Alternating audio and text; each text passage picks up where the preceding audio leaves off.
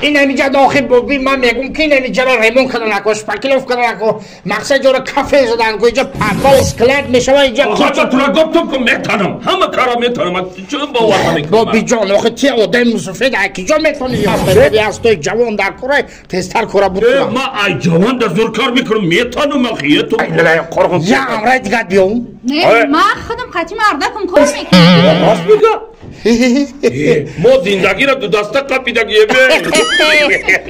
گپ ندارم بابی ینگا جان شما اگه هر دوتون کار میکنین ادی میتاش سال میکنین برین اسبابتون رو بگیرین بین خودت بلده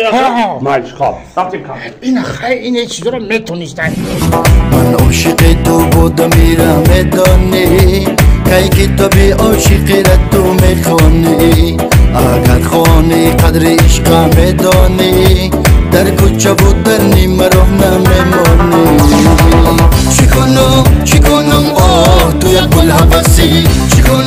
چی کنم کای به مقصد میرسی بیه این آمدیم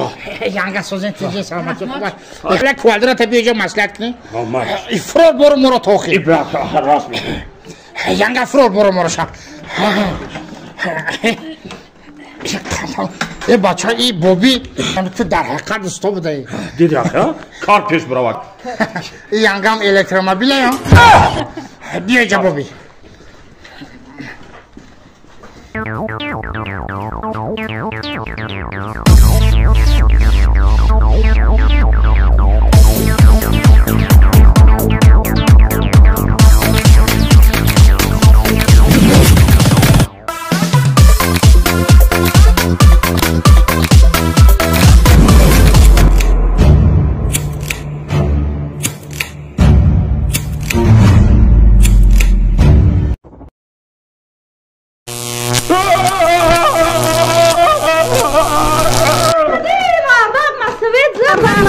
استمون مرده استمونی انگامه چی گفت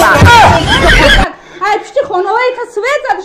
پولی سازم به تیمایی را برم خب چانس می بگوی میتونم چانسم به تو ینگا جان زنگ بزنس کریم بسیار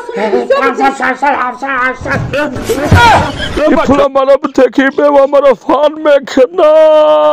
ای خیلی سوز بوده چون میکنی پولا تایوش زورو